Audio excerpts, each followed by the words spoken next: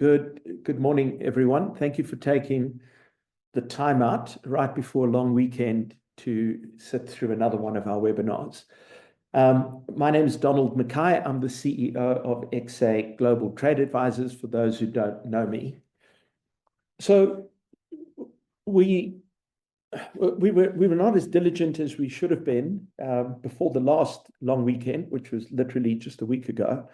And right before the last weekend, a gazette was published by ITAC, and the gazette said they are looking at the renewable energy value chain with a view to potentially adding some more protection in that value chain, potentially reducing some protection, and a whole host of other things, which I will get to in detail.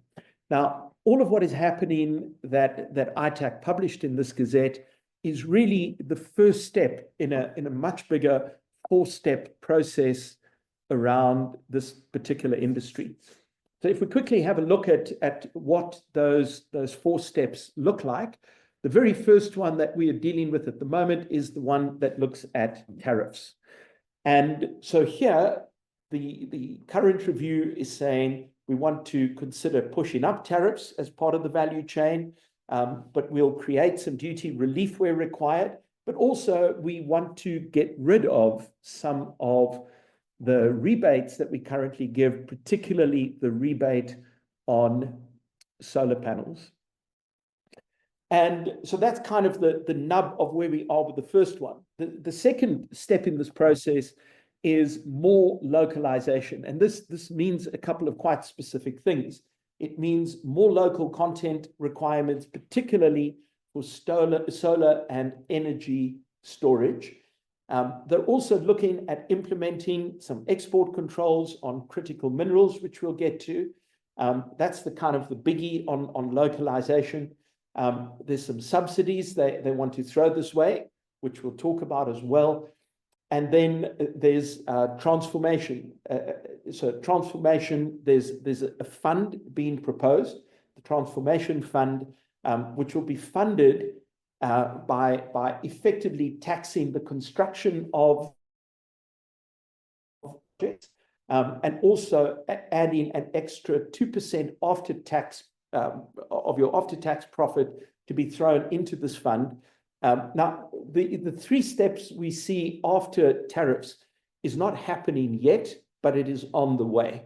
The tariffs are merely the very first bit in the process. In fact, I'm just reminded myself here, before I continue, we will take questions at the end, or you can type them into the question box. Whatever you have to say, there are journalists in this meeting, so please be careful with what you say if you don't want it to end up in the newspaper. And there are, of course, the government officials and all sorts of people here. If you feel that you need to have a private consultation, I'm more than happy to meet with you separately. All right, so sorry, back to this. So these are the kind of the big four steps that we have seen in this process. And all of this is encapsulated in the South African Renewable Energy Master Plan. And like I said, this is the very first step. So part one, which is what we're talking about now, is all about increasing protection in the value chain. And this breaks up into a couple of distinct components. The first of those components is the current solar panel rebate. So just to put some numbers to this, in the last 12 months, we imported 6.3 billion rands worth of solar panels. Some of those came from the EU, etc., which is why they're not dutiable. But for those that are dutiable, we should have paid 610 million rand in duties.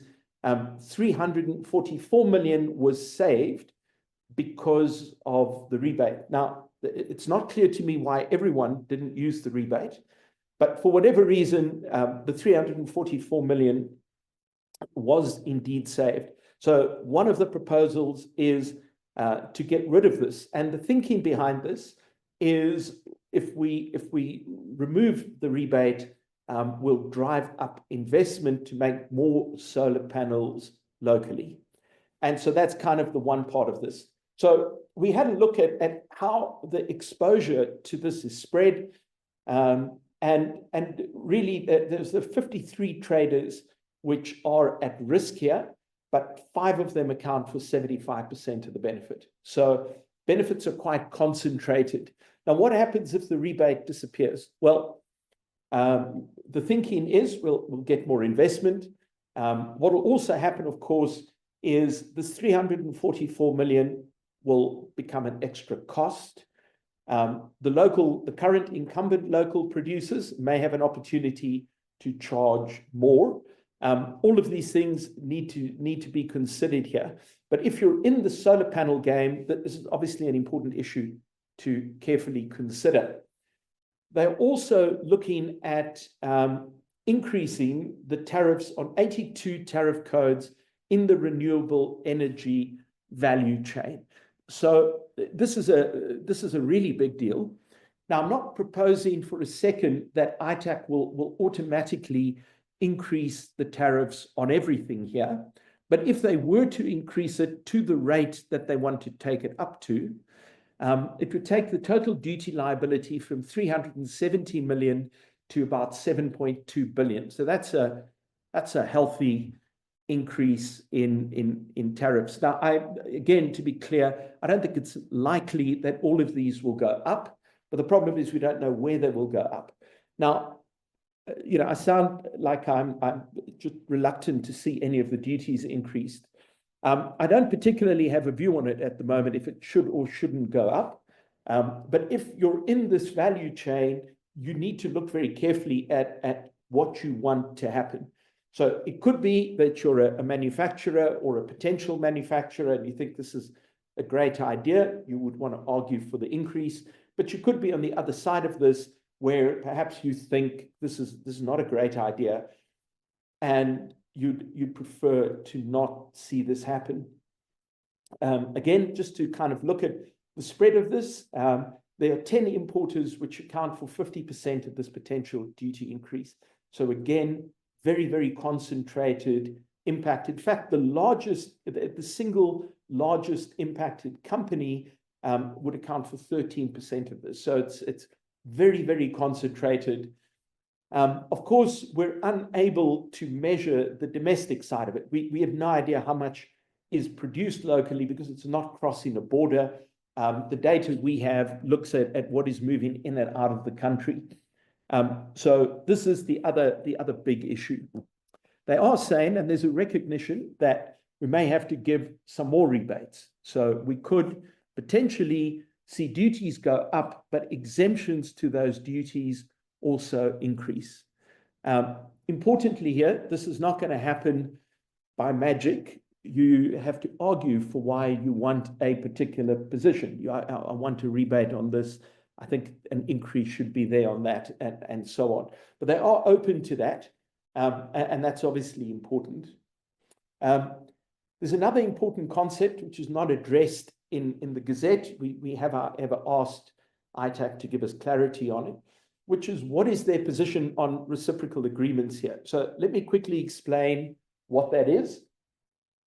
A reciprocal agreement says typically when a tariff is changed up or down, the beneficiaries of that change typically have to make a commitment to government. So you've got to increase your investment, grow your exports, employ more people, invest more, spend more money on training, whatever it may be. And you make a contractual commitment at the time the benefit is given. And that commitment is usually for 3 years. There's an agreement you have to sign, and it's quite an onerous agreement. Now, what's unusual here is, of course, this is self-initiated by ITAC.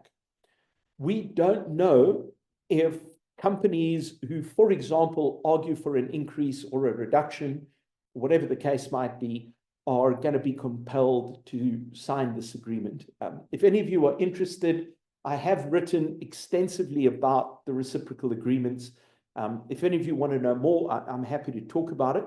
But we don't know if that is going to apply here or if it is not. And this kind of takes us to the end of the current review. But what is on the horizon is a couple of other things. So they want to specific, and by the way, there's much more detail in the actual report, the Renewable Energy Master Plan, I'm sorry. But what they're looking at doing is they're saying by 2030, we want to see local content on solar PV increased to 50%, so up from the current 45%. And then for storage, we want local content to move up from 20% to 60%. Now, part of how they intend to do that gets mentioned in this gazette, but not in a huge amount of detail. And so what they're looking at here are these export controls on critical minerals. And I think the logic is if we beneficiate more of these products in South Africa, that will, of course, drive up the local content. So that appears to be how this particular problem is being thought through. The local content, again, there's always a trade-off with these things. If you decide you're going to increase the local content for a particular product, the price of that product typically rises. Now, it doesn't have to rise, but it usually rises. We could also find a situation if you take, for example, the solar panels. We could say, well, we're going to remove the rebate, and now we're going to just have a 10% tariff. But if you can't get local production volumes up fast enough, all that'll happen is either the extra 600 million that would, or the 600 million that would then be paid in duties gets paid, the projects become more expensive. So we haven't yet had a look at how the elasticity of that supply and demand actually looks. But obviously that's a factor. And it's the same over here with the minerals. You could impose, for example, a quantitative restriction on exports, which is one of the things being proposed. In other words, you're only allowed to export a certain volume.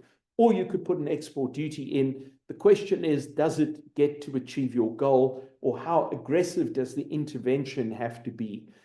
We don't know that yet. The third part of it is the subsidies and support. So this is kind of the pretty face of protectionism, if you like. They are proposing to reintroduce an income tax deduction called Section 12I. This was around for years, and then it kind of died off. They're looking at bringing it back. And this basically says, if you put money into a qualifying investment, you can double deduct that investment for purposes of income tax. So that would be the one subsidy they're looking at doing.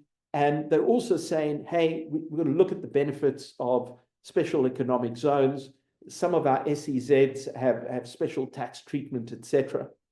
But you begin to see in a moment why some of this is kind of circular logic. So we get to the fourth part. So the fourth part is the creation of a transformation fund, which is focused on bringing Black people, particularly Black women, into this particular value chain.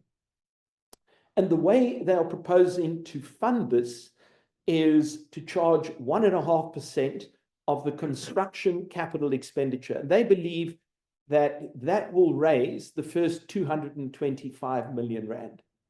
And then after that, the minute you become operational, you will pay 2% of your net profit after tax. So you can think of it as you've paid your income tax, you've got your net profit. After that, there's another tax. They don't call it a tax, but that's essentially what it would be. It's not clear how long that will go on for. In other words, is that like just in perpetuity or not? And so you can see here how you've got a very weird situation arising. On the one hand, they're saying we're going to give you an extra tax deduction. And then on the other hand, they're saying we're going to tax you more for being in the value chain. We don't have details on this, but this is the plan to 2030. And we're in the very first stage of it. So yeah, that's, I guess, where we are. I don't have terribly much more to say at the moment. I'm happy to take any questions that any of you might have. Yeah.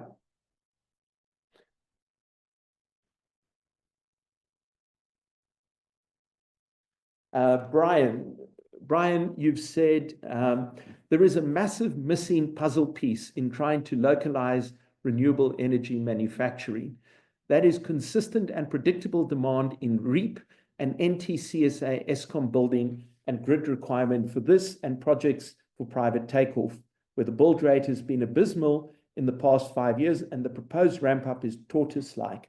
Okay, Brian, so I didn't put this into the presentation, but this is actually dealt with in a few other documents that have come out.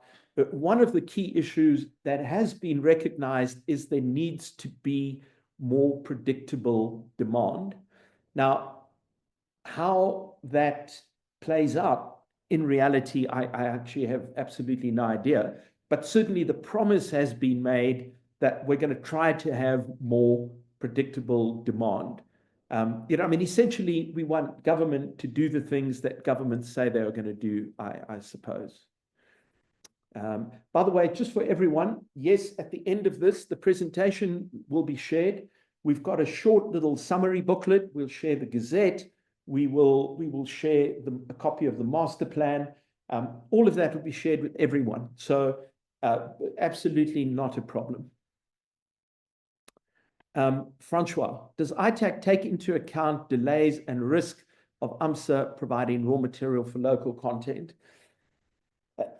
I honestly don't know the answer to that, Francois. I mean, in theory, of course, they should be taking it into account. Will they in reality? I don't know. There's another enormous review ongoing at the moment on the steel sector. And this is certainly an issue that gets raised consistently in that review as well. But as it stands right now, you would have to make your arguments as you see fit. If ITAC are not presented with the argument, it would be very unfair for them to be expected to kind of understand how they should think about it. So the argument has to be put to them and well supported, and they need to make the call. Brian, just to your other point, sticks without carrots is not a rational trade policy. No, it isn't. But in a country where we have no free budget, the stick is the only way to work. It's just the view would be we don't have money for increased subsidies.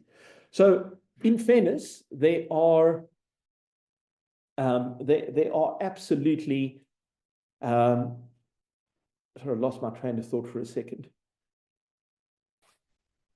Oh my God, I've just lost my marbles. Let me just quickly pop the question up again. I wanted to say something quite specific. Oh, yes. On the sticks without carrots. So there are some carrots, of course, in the form of the tax deductions, etc. But it is definitely stick heavy. No question about that. Gerald, yes, I've only spoken one commodity. There are 88 under revision. Sorry, that's a very good point. I guess I've sort of got stuck on solar because it gets carved out separately to the rest. But it is everything in the value chain. So it is the steel that goes into it. It is the storage bits. It is, for the wind area, the generator things that go into this. My apologies, I don't know all the technical terms here. But the review covers everything in renewables. It tends to focus on the kind of static part of this. In other words, wind turbines, solar panels, etc. So, for example, it is not really looking at the automotive industry and electric vehicles and that kind of thing, but it is everything else that goes in there. So, be it cables, fasteners, all of those things are potentially covered in here. So we see products even down to things like some washers, for example, are included in here. So I don't know if that's answered your question, Gerald, but yes. Jenica, hi, do you have any idea when ITAC will post the new announcement for the new rebate guidelines for solar modules at the end of April? Jenica, that has just been published. I'm going to ask Nadia, when we circulate the pack, we will include the new rebate guidelines. On that note, of course, it's important to just note here that on the one hand, they're proposing to take away the rebate. On the other hand, they've just published guidelines, and the guidelines appear to say that when we give you a rebate, it'll be for a year at a time. So it is a little bit confusing. My guess is that this may very well be the last kind of round of rebates before the removal happens, assuming, of course, that the removal does happen. But I think that is probably fair to say. Nicola, do you know how the RE value chain in the listing was determined? There are a number of products which are cross industries. For example, prefabricated structural components could be broadened beyond the RE sector. Nicola, that is a mystery to all of us. We have no idea how it was selected. We've also been told by some companies that they feel there are products that were left out of here. But yeah, that's I don't know how. Having said that, we have clients who are not at all in this value chain, but which have products cleared under the same tariff code. That's really important to deal with. Otherwise, you could find yourself inadvertently paying a duty, even though your product just coincidentally happens to overlap. Brian, and then to your point, yes, it's not just subsidies, it is the predictable demand. Yeah, I agree with you. Taha raises the question, can we take even here about the stage consignment as a potential solution to be exempted from duties? So for those who don't know what a stage consignment is, let me quickly explain it. So when you normally import a product, you have to classify it according to whatever it is when it gets to the border. So when if you import a box of washers, you clear the washer as a washer, and you pay the tariff. Stage consignments were set up many years ago to deal with factories where you're importing a whole plant all in one kind of unit, except it's broken, it's too big to fit into one container. So you break it up into many components, possibly even over a few months. And in that particular circumstance, you're not importing each component, you're basically importing a disassembled plant. And so then your tariff code is determined on what the finished plant is, or finished factory, rather than the individual components. So the way you get a stage consignment benefit is you have to go to SARS, you have to get a ruling. After you have the ruling, there's some quite onerous reconciliation and admin requirements. But if you comply with everything, you will not have to pay the duty. So finished plant typically does not attract duty. The bits and pieces that make up that plant very often will attract a duty. And then Taha, your second part of the question, the wind turbine generators components, will they see some extra duties or new regulations? The answer there is potentially yes. They are definitely part of the review. So if it goes through as it stands at the moment, yes, they will see duty increases. But to answer that properly, we're going to have to look at exactly which components you're talking about. But broadly speaking, yes, they are included. We've got a secret attendee, how to protect renewable value chain, what context? I'm not sure I understand your question properly. Could I ask you to maybe just raise your hand and and then ask your question. I don't think I understand it properly. Gerald, how is ITAC working with SARS to eliminate circumvention? That is a huge problem. This is something we do a lot of work in this space. For any of the companies that are negatively impacted by circumvention, I would please ask you to get in contact with us afterwards. We do a lot of work there. It is a really tough problem to solve, I must be honest, because as duties go up, so the amount of circumvention rises, and SARS has some genuine constraints to be able to deal with the volume of the problems that are occurring. Kunrat, this is going to be very bad for the alternative energy industry, and many jobs will be lost and will be lost, or companies will close down. When is this expected to be implemented? Kunrat, I don't know exactly when it will be implemented. And of course, it's important, to say that we don't know exactly what will be implemented. I mean, I do not want to create the impression that because it's in the Gazette, it means protection will be granted. I mean, that's part of what the response period is all about. But a typical investigation takes over 2 years. It shouldn't. It's supposed to wrap up in 6 months. A typical investigation takes 27 months to complete. I don't think this will go on for so long. My guess is they would want to wrap this up by the end of the year at latest. So that would be my guess, Kunrat. If you need any help with your response, just to everyone, I mean, absolutely, you should definitely get hold of us, and we can see what we can do for you. Manuel asks, is there any information on technological depreciation and turnover in there? Also, any comment on what the size of the industry is to be within the green energy mix? The answer is, I don't know to your first question. It may be answered in the Renewable Energy Master Plan. So I don't know what the answer to that is.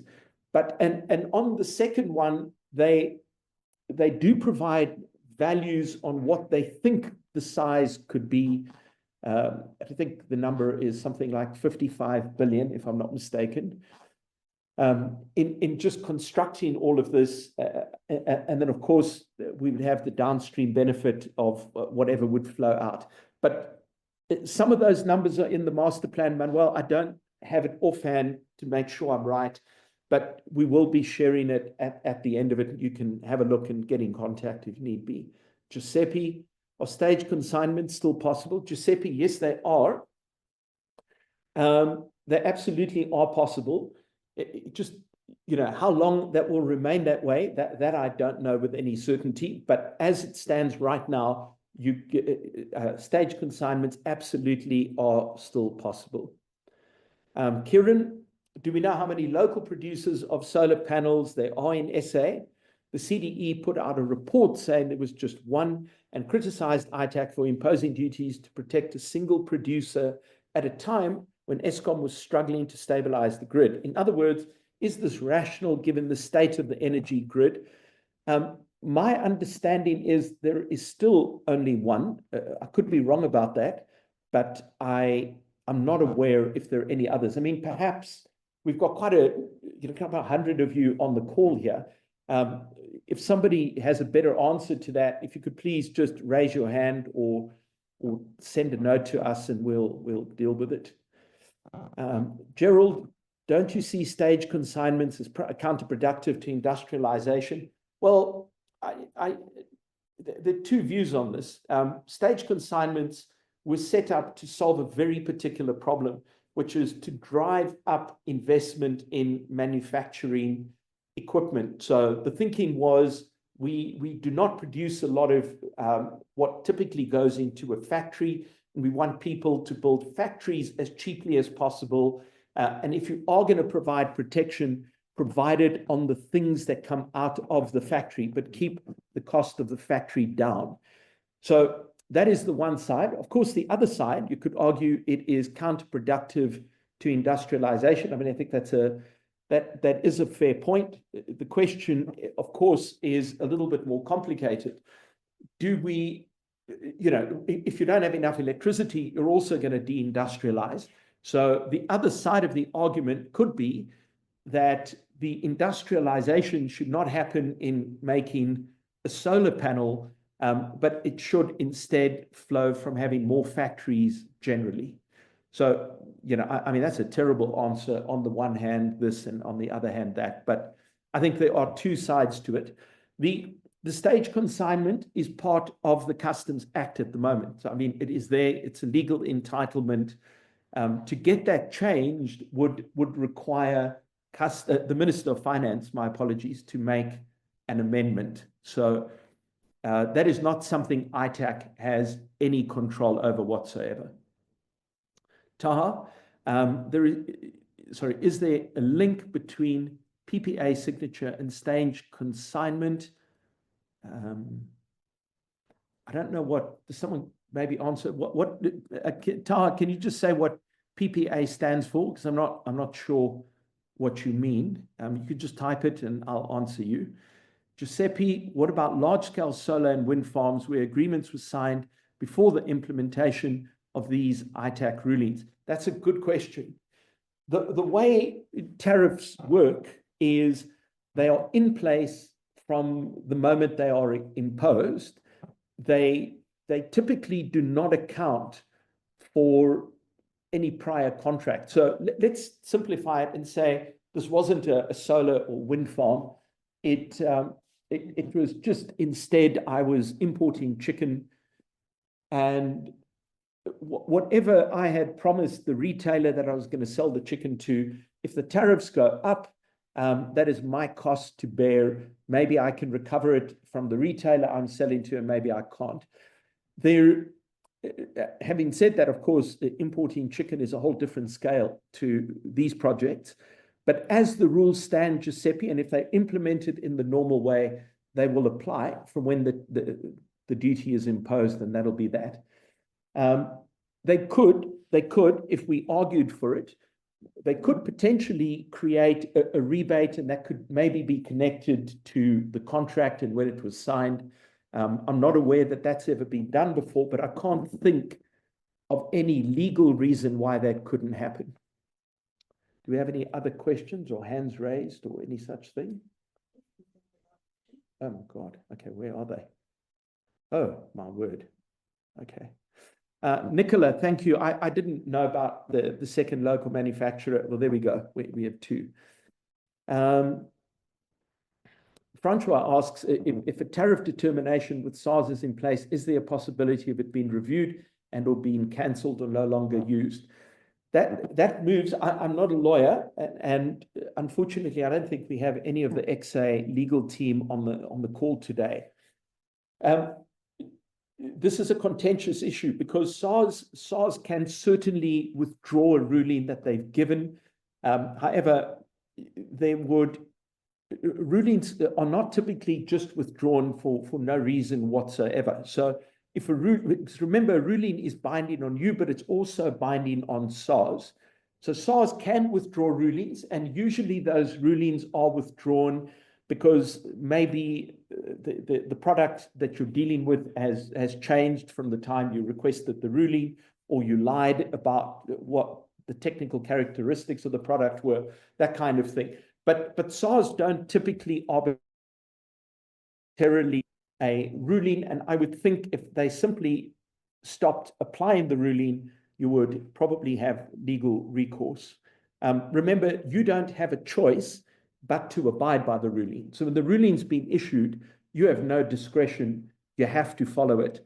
So my gut feel is a ruling once issued is okay, but I'm going to double check that with some of my legal guys and perhaps get back to you, Francois. Taha asks, is Eskom trying to do some support in regards duties with SARS and customs authorities to protect energy, future achievement, and potentially protect the investors? To the best of my knowledge, no. I could be wrong about that, but if that is the case, I'm not aware of it. Eckhard asks, Do you know how many of the 80-odd tariff lines still have an MFN duty? Presumably not too many. MFN duty is just the current applied duty, to be clear for those who don't know what it means. And has an analysis been done comparing our applied duties against our WTO bound rates?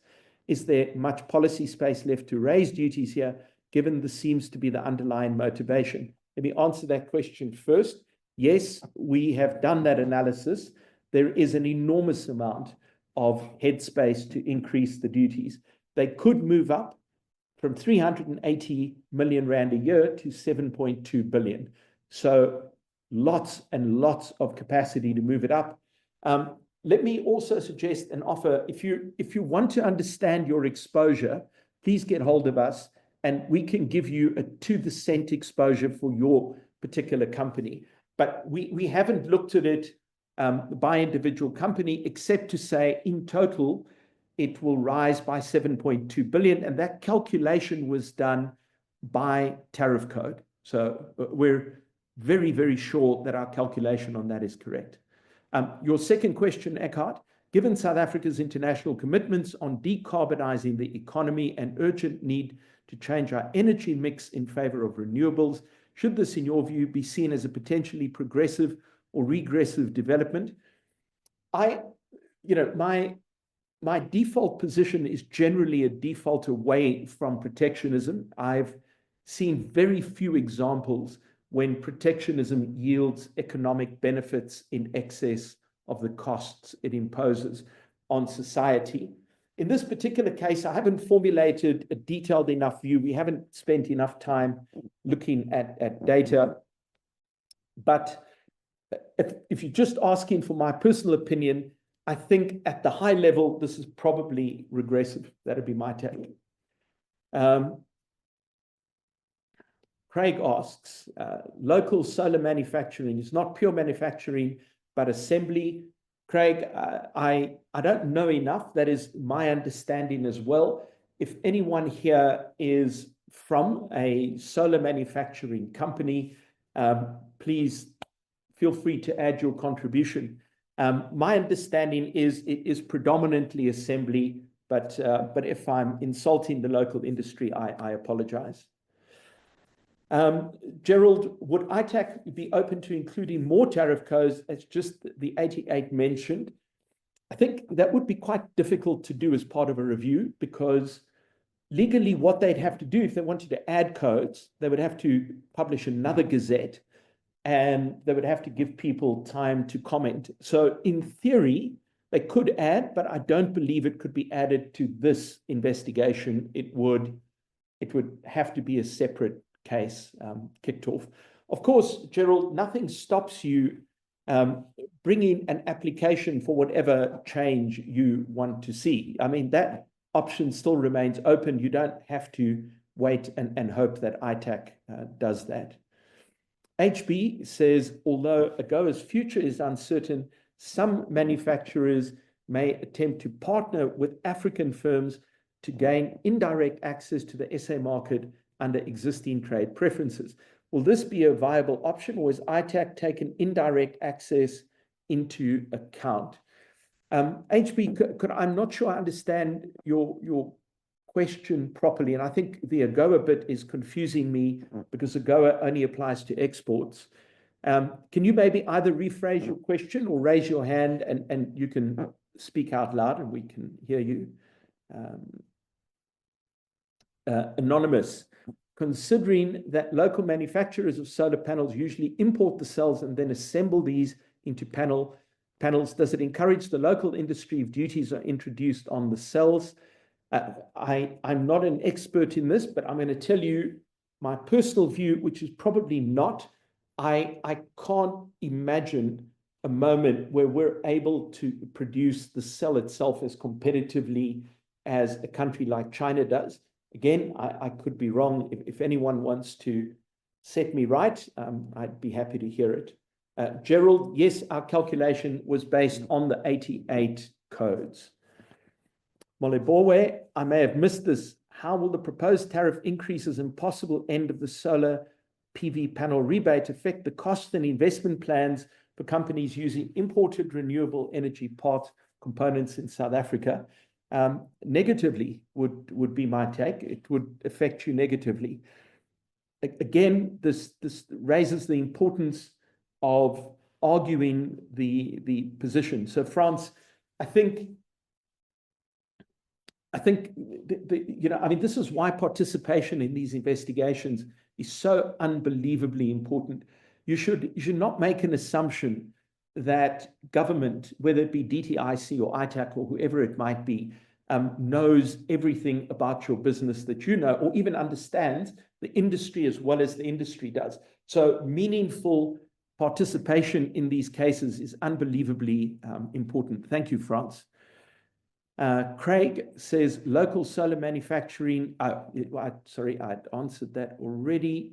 Tracy, as a fastener distributor, we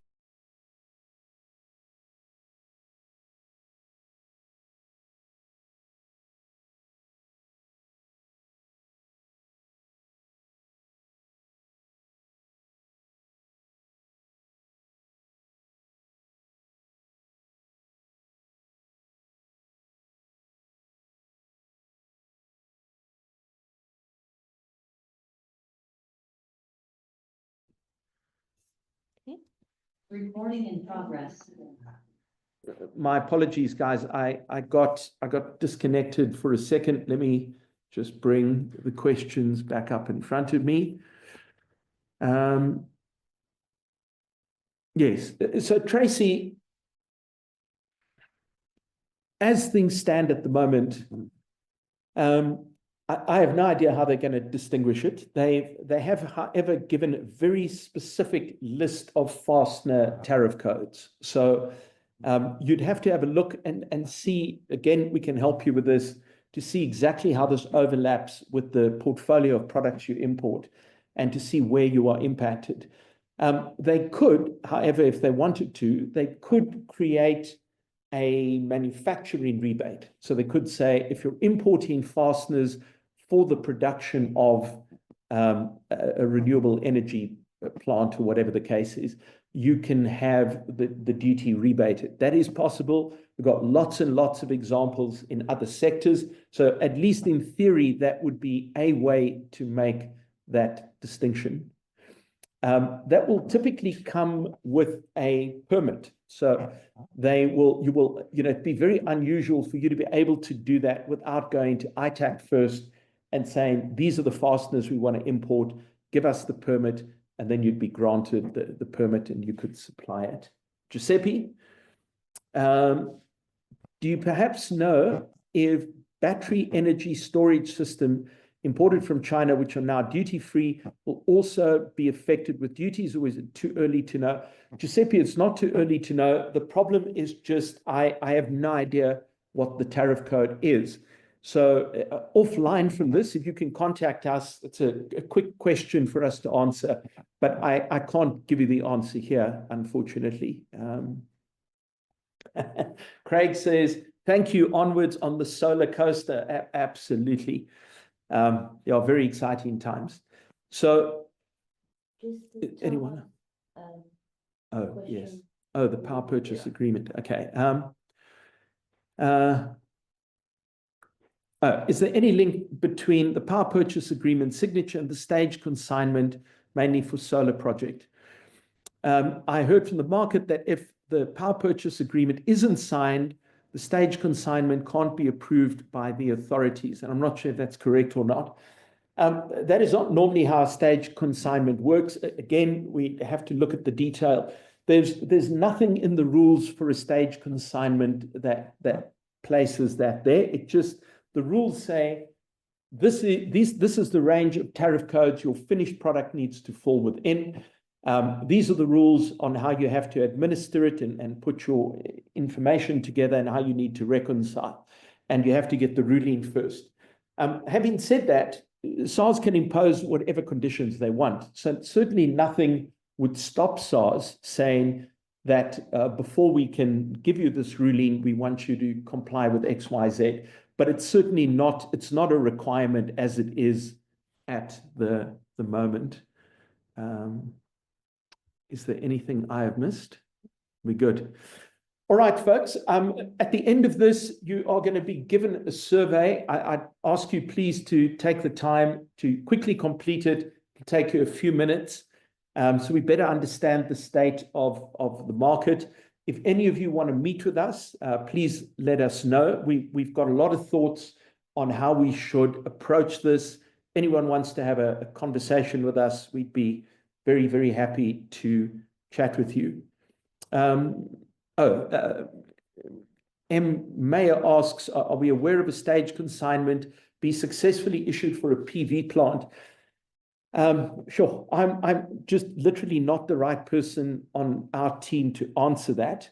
And Peter, who could answer it, is sitting with a client at the moment. So I don't know if it has been. I would be surprised if it hasn't. But I can come back to you. I don't know the answer offhand, but I would guess it has been. Anyone else? All right, folks. Have a wonderful weekend. Take care.